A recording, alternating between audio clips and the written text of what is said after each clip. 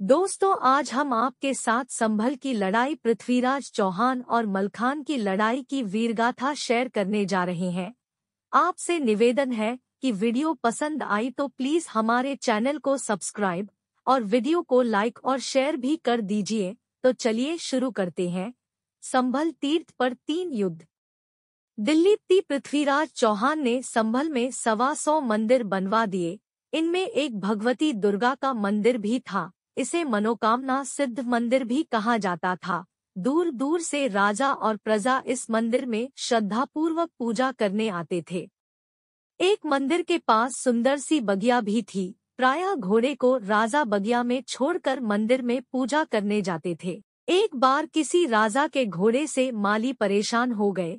उन्होंने पृथ्वीराज चौहान से शिकायत की तो पृथ्वीराज ने यह निर्णय लिया कि जो कोई राजा संभल में तीर्थ स्नान के लिए आएगा, वह एक घोड़ा कर के रूप में भेंट करेगा या घोड़े की कीमत पृथ्वीराज को देगा, तब ही गंगा स्नान कर सकेगा। यह प्रथा बरसों तक चली तो पंडित जन परेशान हो गए। उन्होंने रात्रि जागरण तथा यज्ञ करके देवी से प्रार्थना की। देवी ने प्रकट होकर पंडों को दर्शन दिए और प्रार्थना सुनी। पंडित ने कहा कि राजा पृथ्वीराज ने इतनी बड़ी भेंट कर के रूप में लेनी शुरू कर दी कि यात्रियों के पास दान दक्षिणा के लिए कुछ बचता ही नहीं। अब हमारा तो गुजारा चलना भी कठिन हो गया है। देवी ने आश्वासन दिया कि अब इस कर प्रथा को बंद करने का प्रबंध मैं कर दूंगी। सिरसागढ़ का राजा मलखान भी देवी का जन्मजात भक्त था। देवी से उसे दर्शन दिए और आदेश दिया कि वह पृथ्वीराज से लड़कर इस प्रथा को बंद करवाए। देवी की आज्ञा पाकर मलखान अगले ही दिन अपने साथी मन्ना गुर्जर और परसा राय के साथ संभल के लिए रवाना हुआ। साथ में कुछ फौज भी ले ली। संभल आकर स्नान करना ही चाहता था तो पृथ्वीराज द्वारा नियुक्त कुछ नागा साधुओं ने कर देने से पहले स्नान न करने देने की धमकी दी। भगवती का आदेश था। मलखान के वीरों ने नागाओं की अच्छी धुनाई कर दी। उन्होंने जाकर राजा पृथ्वीराज को बताया कि कोई राजा घमंडी राय आया है, कर तो चुकाया ही नहीं, हम सभी को लहूलुहान कर दिया। राजा को क्रोध आता ही उसकी सत्ता को ललकारा जो गया था। पिथौरा राय ने धीर सिंह और चामुंडा राय को भेजा तथा घमंडी राय को पकड़ लाने को कहा। दोनों ने दोनों ओर मोर्चा संभाल लिया। मलखान ने मन्ना गुर्जर और परसा राय को उनसे भिड़ा दिया। अजयजीत सिंह और विजयजीत सिंह को भी तैयार होकर अपनी फौज सहित संभल में बुला लिया। उन्होंने हाथी सजा लिए और संभल के मैदान में जा पहुंचे। फिर युद्ध होने लगा। एक ओर मन्ना गुर्जर, दूसरी ओर परसा राय ने मोर्चा संभाला था और बीच में स्वयं मलखान ने नेतृत्व संभाला। भीषण युद्ध हुआ। दोनों ओर से हर हर महादेव का उद्घोष हो रहा था। धीर सिंह की ललकार सुनकर मलखान को क्रोध आ गया। उसने कहा, गर्व मत करो, रावण ने गर्व किया था, देखो उसका क्या हाल हुआ। दुर्योधन का गर्व भी पांडवों ने चूर कर दिया। हिरण्यकशिपु को तो भगवान ने स्वयं नखों से चीर दिया। फिर तो भारी युद्ध हुआ। लाशों पर लाश बिछ गई, यहाँ तक कि जिंदा सिपाही लाशों के नीचे छिप गए। तलवारें मछली सी और ढालें कछुए जैसी रक्त में तैरने लगी। मलखान ने अपनी फौज के वीरों को उत्साहित करते हुए कहा, हर कदम आगे बढ़ने पर एक अशर्फी इनाम दूंगा। योद्धा आगे बढ़ते बढ़ते एक दूसरे की सेना में घुस गए। अपने पराये की पहचान न रही, बस मारो मारो का स्वर सुनाई पड़ रहा था। मलखान को अपनी फौज में कमजोरी दिखाई दी तो अपना घोड़ा बीच में घुसा दिया। मलखान को बढ़ता देख मन्ना गुर्जर भी आगे बढ़ा और दोनों ने ऐसी मार काट मचाई कि हाथ पांव व सिर कटते और उड़कर गिरते ही दिखाई पड़ रहे थे। पृथ्वीराज चौहान को समाचार मिला कि मलखान ने मनोकामना तीर्थ पर भीषण युद्ध करके दिल्ली की सेना को बहुत हैरान कर दिया है। तो पृथ्वीराज ने चौंडा बख्शी और पारत सिंह को साथ लिया। धीरा ताहर को भी तैयार किया और बताया कि मलखान ने तीर्थ पर भेंट देने से मना कर दिया। वह सबसे कह रहा है कि दिल्लीप्ति को कोई भेंट लेने का हक नहीं है। अगर भेंट बंद कर दी गई तो यह हमारी तौहीन होगी। जब मंदिर हमने बनवाए हैं तो भेंट लेने का हक भी हमारा है। चौहानों की आन की रक्षा के लिए मलखान को रोकना आवश्यक है।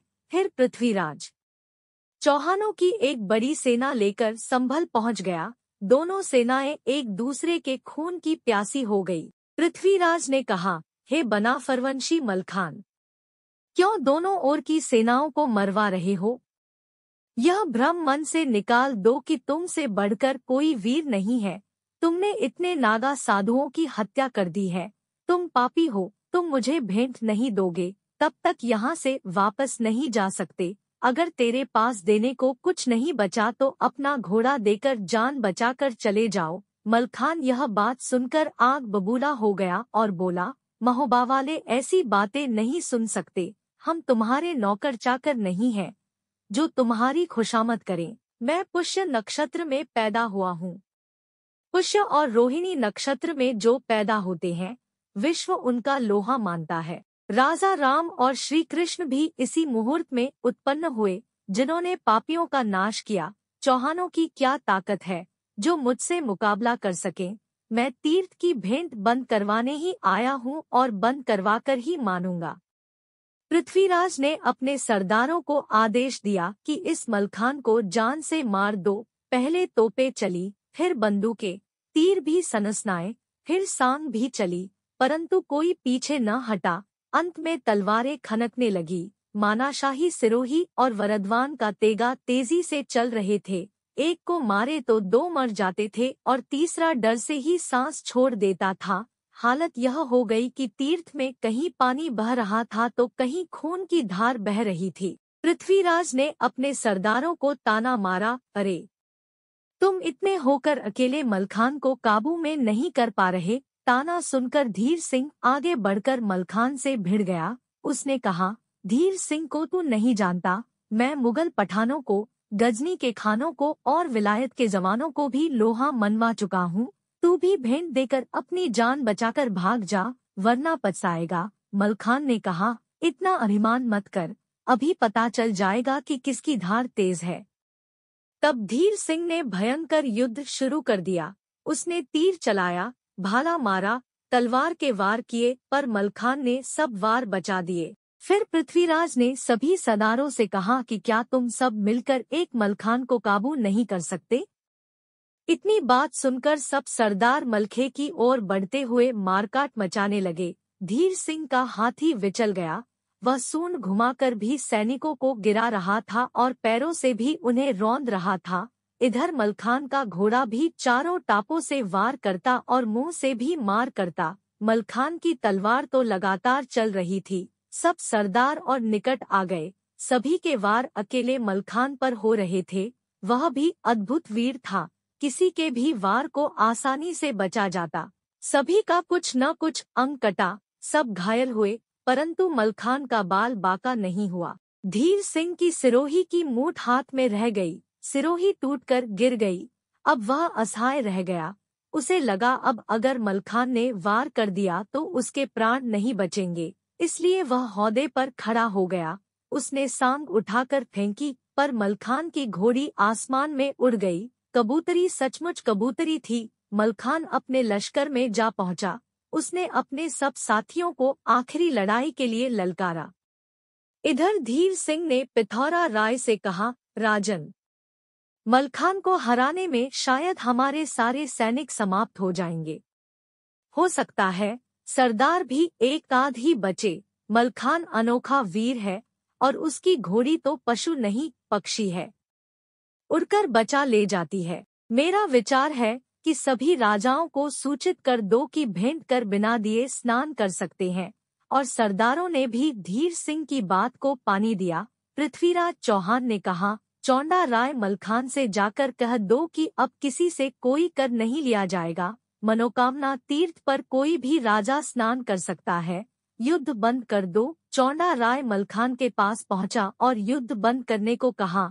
मलखान बोला, चौहान के ऐलान पर कोई भरोसा नहीं। यदि यह ऐलान सच्चा है तो पृथ्वीराज अपने हाथ से लिखकर मुहर लगाकर सभी राजाओं को संदेश भेजे। यह भी लिखे कि मलखान ने यह कर बंद करवाया है। चौंडा राय ने पृथ्वीराज को पूरी बात कह सुनाई। फिर तो पृथ्वीराज ने ऐसे पत्र लिखकर मुहर लगाकर सबको भेज दिए। वैसा ही पत्र मलखान के पास भी भिजवा दिया।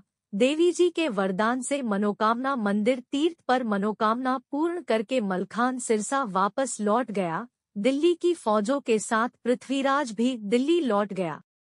दोस्तों, आपको यह वीडियो पसंद आई हो तो प्लीज हमारे चैनल को सब्सक्राइब कर लीजिए और वीडियो को लाइक और शेयर भी कर दीजिए। ऐसी ही अच्छी अच्छी कहानी देखने के लिए धन्यवाद।